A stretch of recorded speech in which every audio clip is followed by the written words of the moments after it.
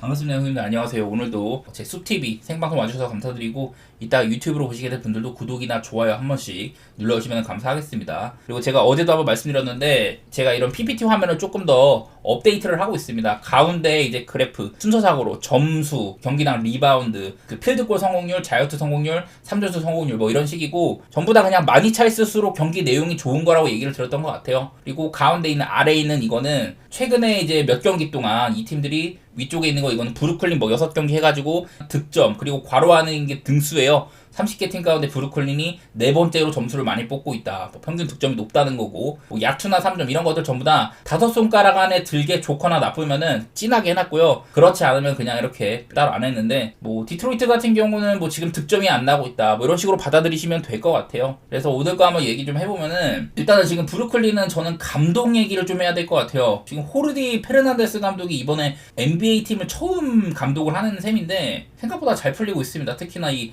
슈로더를 끌어낸 점들, 슈로더가 옛날부터 이제 좀 백업 가드에 지나지 않거나 어떤 팀의 정규 1번 포인트 가드로서는 약간 좀 의구심이 들었었는데, 얼마 전에 뭐 독일에서도 올림픽에서도 엄청 잘하고 이랬었는데 브루클린에서 지금 되게 잘하고 있어요. 예, 그리고 옆에 있는 캠 토마스도 득점 같은 부분들, 브루클린에서 슬래셔 역할을 캠 토마스가 해줘야 된다, 이런 얘기들을 했는데, 아마 평균 득점이 지금 28점이 넘습니다. 그리고 벤치에서도 뭐 자이어 윌리엄스, 지난 경기는 키언 존슨이 잘하기도 하고, 브루클린이 이제 뭐 선발도 그렇고 벤치도 그렇고 생각보다는 많이 잘해요. 지금 이렇게 득점도 많이 뽑고 있다. 야투 효율이나 이런 것도 괜찮은데, 뭐 제 예상보다는 이래 수비 수치가 좋지는 않은데, 그래도 생각보다는 점수도 많이 나고, 제가 생각했던 그림이랑은 다르지만은 확실한 거는 어느 정도 잘해주고 있다. 디트로이트는 지금 저는 작년보다 나아졌다고 생각을 많이 들었거든요. 근데 일단은 디트로이트는 여기에 있는 걸로 얘기를 해야 돼. 느리게, 적게, 낮은 효율로 공격을 하는 팀이다, 이렇게 적어놨는데, 이게 무슨 뜻이냐면은, 저는 이렇게 좀 수치 같은 것들로 얘기하는 거 좋아한다고 했는데, 일단 디트로이트의 페이스는 좀 느린 편입니다. 97.33으로 리그에서 세 번째로 느린 페이스로 공격을 하는 팀이고, 그리고 이제 야투 시도 같은 것들을 보면은 디트로이트는 야투 시도가 리그에서 네 번째로 적습니다. 84.5회, 경기당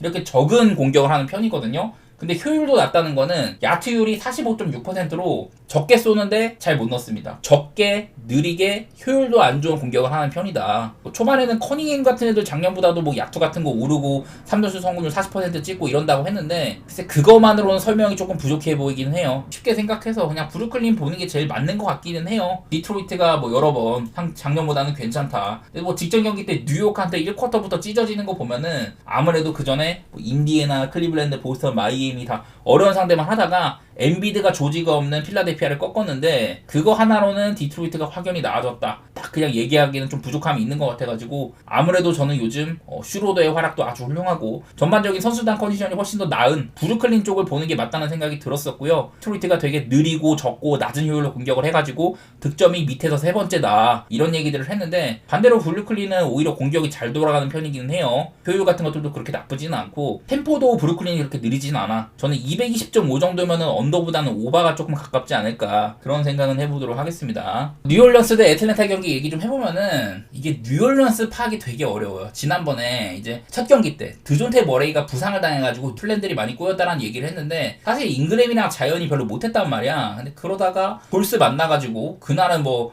잉그램이나 자이언이 분전하긴 했지만 둘 다 30점이 넘었는데 그 경기를 패배를 했고, 다음 경기 때는 뉴올리언스가 잉그램이나 자이언도 못했고 전반적으로 골스한테 그냥 쌈 싸먹혔어요. 물론 그거는 골스가 수비를 잘하는 팀인 것도 있었지만은 어쨌든 뉴올리언스의 분위기가 좋지 않아 보였는데, 그래서 다음에 인디애나전 때 잉그램이나 자이언도 이런 인디애나의 높이 같은 것들을 조금 고전하면 하겠다, 다른 애들도 딱히 스코어링을 해줄 선수가 안 보인다, 이런 얘기들을 했는데, 경기를 까놓고 보니 자이언이랑 잉그램이 엄청 야투율이 높았었고, 이날 또 벤치에서도 뭐 브보주라든지 자본테 그린 이런 친구들이 적재적소에서 활약을 되게 잘해줬거든요. 그래서 뉴올리언스가 직전 경기는 아주 좀 좋은 경기를 했다고 생각이 듭니다. 사실 저는 시즌 초반부터 이 이브 미시라는 선수, 루키이기는 하지만은 타이스를 쓰는 것보다는 이 친구를 쓰는 게 좋을 것 같다, 이런 얘기들을 많이 했었거든요. 저는 조금 더 많이 써봤으면 좋겠고, 특히 이 친구가 있을 때는 오펜시브 리바운드라든지 뭐 블락샷 이런 높이적인 부분에서 강점이 많이 느껴지는데, 뭐 지난번처럼 알바라도 같은 애들이 좀 잘해줄지는 모르겠으나 어쨌든 직전 경기 뉴올은 꽤나 괜찮았었다.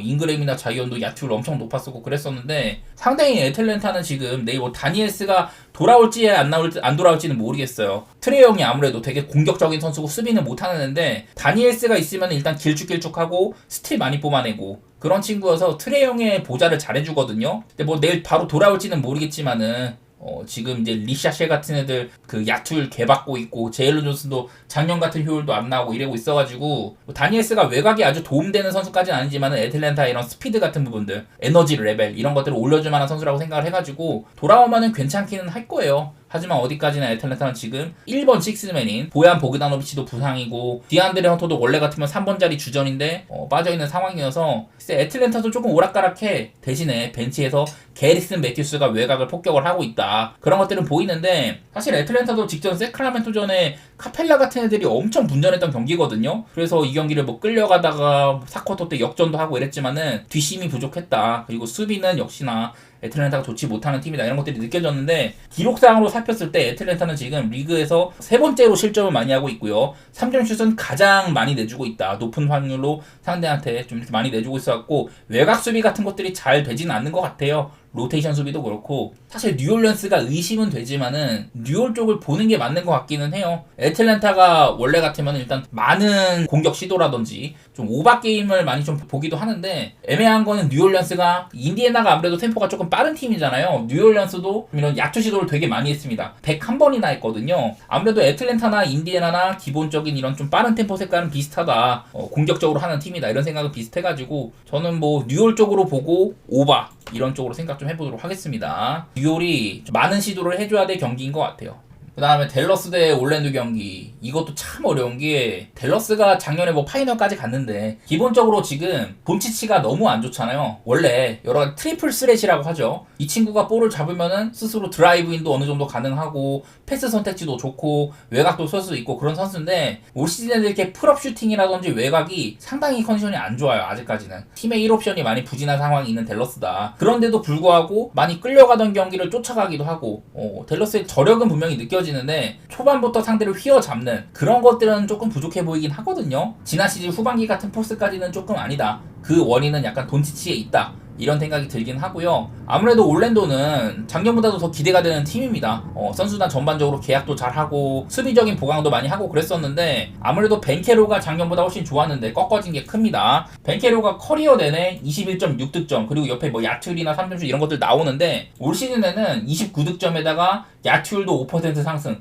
3점도 한 2% 상승을 해가지고 그야말로 올랜도 공격을 제대로 에이스처럼 캐리를 하고 있었거든요. 결장이 불가피하다는 거. 그리고 이제 제일런 석스가 이 팀의 1번 자리를 맡게 됐는데 원래 제일런 석스는 수비는 아주 훌륭하지만은 공격 면에서는 약간 의문부호가 붙는 선수였거든요. 근데 일단 작년보다 득점이 평균 한 거의 7점 가까이 오르고 야투율 4% 상승 3점슛 거의 뭐 5% 상승 자유투도 잘 꽂고 있고 이래가지고 제일런 석스는 작년보다 공격적인 면도 상승을 했고 수비도 늘 잘하는 선수고 이런 상황인데 올랜도가 불붙을 실점에 벤케로가 나가레가 된 거 이게 조금 아쉽거든요. 뭐 직전 경기는 이제 웬데카터 주니어도 결장을 했는데 웬카주가 결장하면 그 자리는 뭐 모리츠 바그너나 조나단 아이작이 메꾸면 된다. 근데 아이작이 나오면 괜찮은데 지금 부상 여파 때문인지 출전 시간이 되게 짧아요. 그래서 올랜도도 지금 전력이 상당히 좀 꺾인 시점이다 이런 생각들이 들거든요.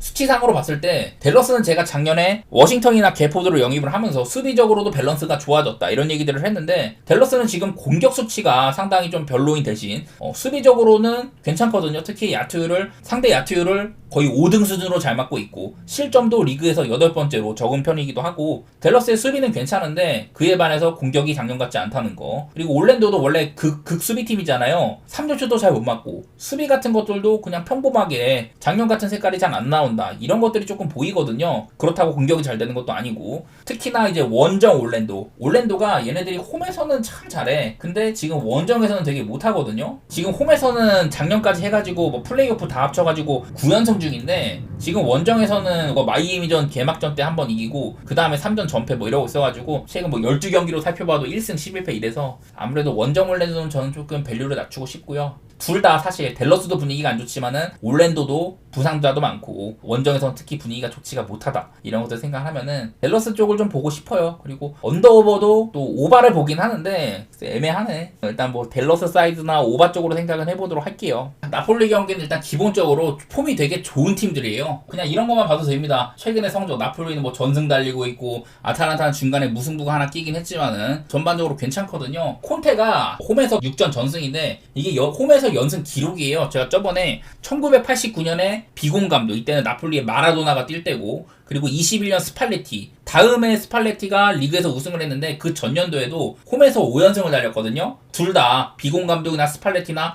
나폴리에서 우승을 일궈낸 감독들인데, 콘테는 이런 감독들을 제치고 홈에서 6전 전승으로 새로운 기록을 썼습니다. 그야말로 콘테 나폴리의 조짐이 그만큼 좋다는 뜻인데, 모든 대회에서 지금 나폴리는 10경기 9승 1무로 무패행진 달리고 있다. 6연승 중이기도 하고, 연달아 가지고 앞으로 이제 아탈란타나 인터밀란, 로마 이런 애들을 만나는 빡센 일정이긴 하지만은 나폴리는 또 챔스가 없잖아요. 그래서 휴식일도 꽤 있기는 하다, 이런 얘기는 할 만하고, 이 아탈란타는 이 리그에서 상대를 뭐 좁혀내는 건 물론 득점 수치뿐만 아니라 골 기대감, XG 이런 것들이 상당히 높고 경기력이 훌륭합니다. 지난번에 셀틱전처럼 정말 막 내려앉은 상대한테 많은 찬스에 비해서 골레트를 못 갈라가지고 묻을 때도 있지만은 지금 팀적인 퍼포먼스는 상당히 좋다고 보여요. 직전 몬짜전도 조금 답답한 경기였었는데, 이날 이제 뭐 사마르디치, 영입생인 사마르디치의 중거리라든지, 또 이제 왼쪽에서 사파 코스타가 원더골도 해내기도 하고, 아탈란타도 분위기가 상당히 좋아요. 안 풀리는 경기도 이길 정도로.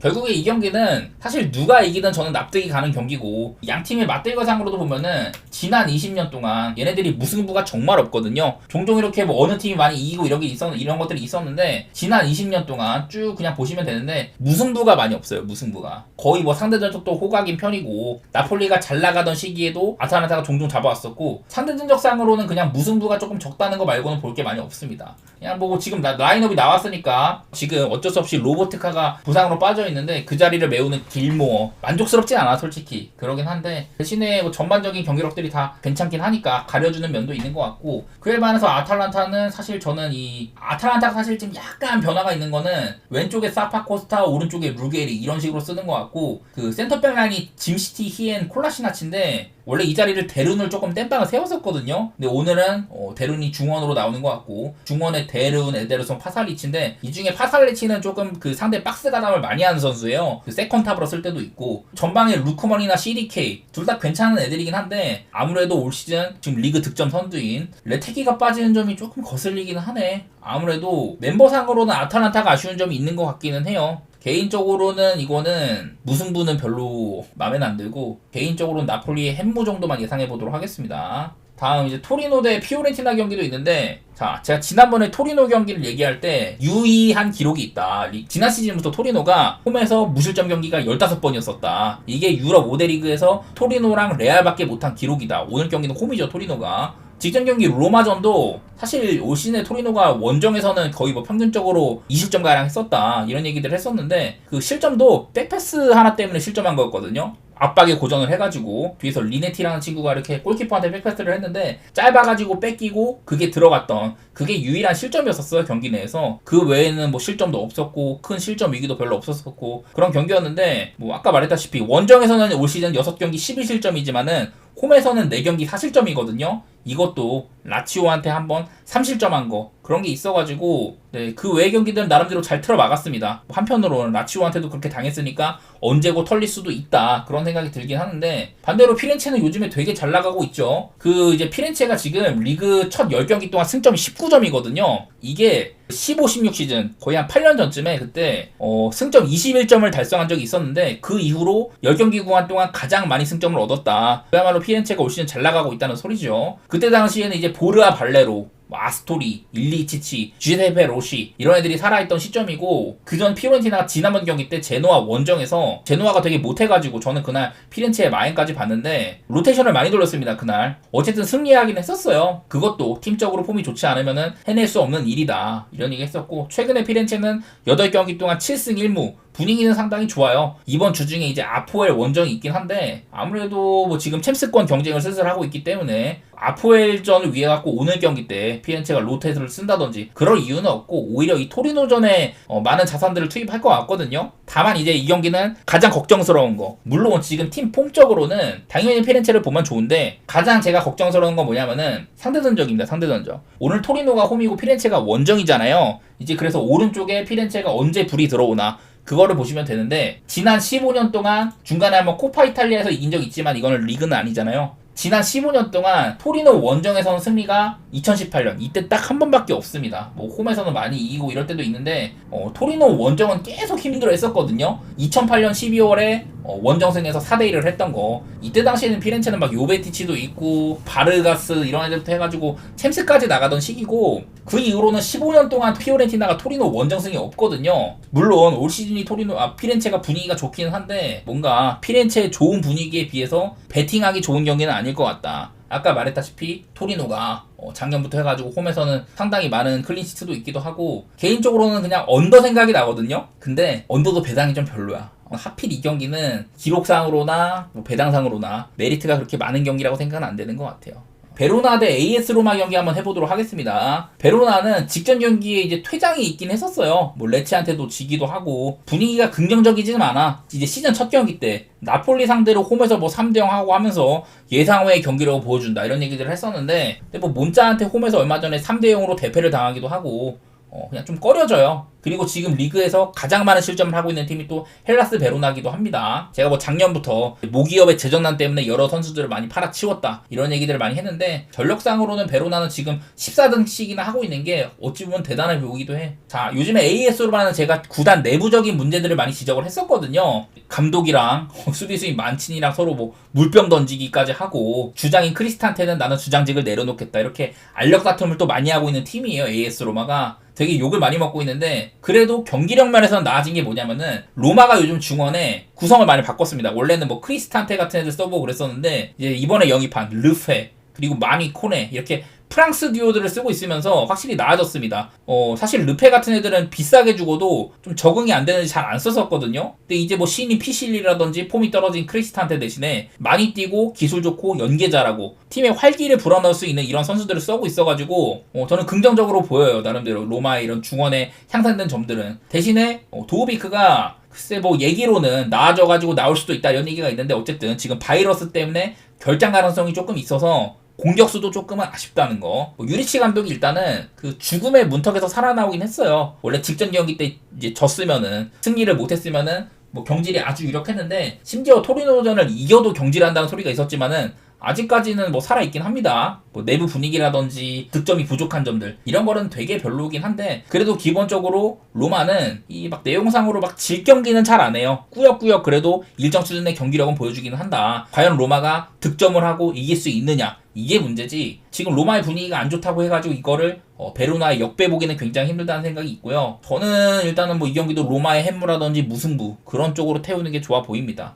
도우비크도 없는데 많은 득점을 하면서 대승을 하겠다 이런 생각보다는 그냥 소심하게 임하도록 하겠습니다. 다음 경기는 이제 인터밀란 대 베네치아 경기인데, 솔직히 말해서 이거는 좀 쉬운 경기인 것 같아요. 여러 면에서 그냥 인터밀란이 압도적으로 전력 우위이기도 하고, 제가 이제 프라테시 칭찬을 많이 했는데 미들라이커인 프라테시가 클럽이랑 국대 합산해가지고 6골로 유럽 5대 리그 미드필더 포지션 중에 지금 최다골이거든요. 사실 프라테시가 이제 국대에서도 주전 대우는 못 받는데 그래도 나오면은 득점은 상당히 잘해줍니다. 무슨 직전 경기는 인터밀란이 3대0으로, 그날 이제 엠폴리 원정이었는데 엠폴리가 전반전에 퇴장을 당했죠. 그래서 되게 쉽게 이겼었는데, 종종 이제 인터밀란이 작년이랑 비해서 하위권 팀한테도 뭐 못 띄우거나 이런 경우는 있지만은 스쿼드 두께라든지 퀄리티 여러 가지 면에서, 그리고 또 오늘 경기 또 홈이잖아요.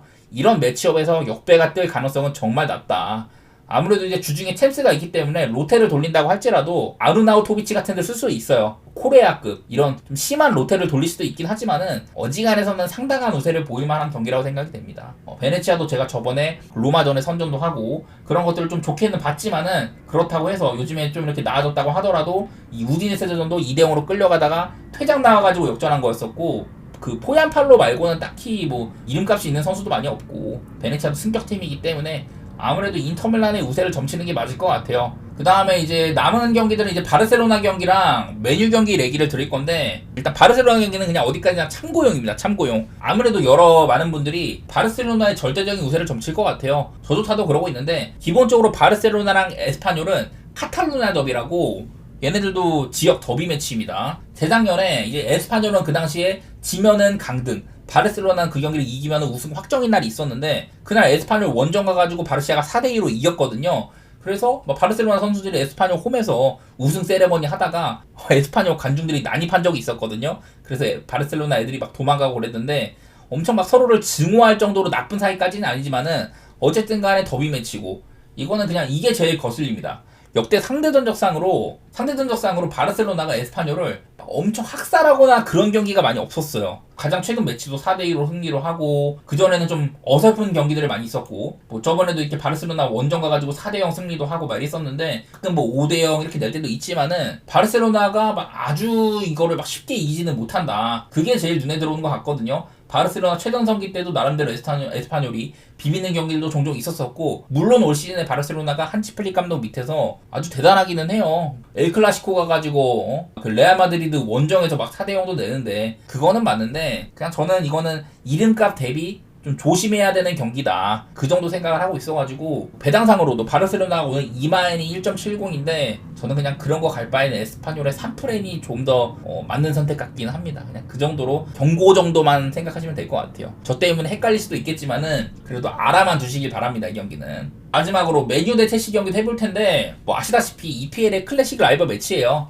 주중에 이번에 메뉴가 참 많은 일이 있었습니다. 테나흐 감독이 잘리고 반니가 임시 감독으로 앉았는데 테나흐 때는 한 번도 없었던 5골을 넣는 경기를 했었습니다. 그리고 이제 11월 11일부터는 루벤 아모린 감독이 메뉴의 감독으로 딱 이렇게 앉거든요. 이제 테나흐 감독이 85경기 동안 메뉴를 지도를 했는데 그 중에 3분의 1에 해당하는 27패를 했었고요. 이게 옛날에 이제 데이빗 모예스 감독이랑 같이 본인이 담당한 경기 중에 패배 비율이 가장 높은 그런 감독이라고 하더라고요. 27패 중에 7번이 90분 넘어서 극장골로 패한 거였다. 어쨌든 첼시한테 당한 적도 있었고 되게 뭐 EPL 내에서도 높은 비율이라고 하더라고요. 그리고 시즌 이제 올 시즌 9경기 동안 3승 2무 4패 11승점에 그쳤는데 이게 19-20 시즌 10경기 9승점 이후로 두 번째로 적은 거라고도 합니다. 그만큼 메뉴의 출발이 좋지가 못하다. 저는 맨날 메뉴가 뭐 유로파든 리그든 무슨 일이든 일어날 만하다 이런 얘기들 많이 했는데 어쨌든 득점도 지금 소튼이나 크펠 다음으로 얘네들이 6골밖에 못 넣었는데 8득점으로 얘네 다음으로 적은 득점이라고 하기도 하고요. 그나마 이제 골 기대값 XG상으로는 14.8로 비교적 낮기는 했는데 실제 득점은 낮아가지고 결정력도 분명 문제라고 할 수는 있다 이런 생각이 들고 반면 첼시 지금 19골이 나왔거든요. 맨시티 다음으로 리그에서 많은 득점이다.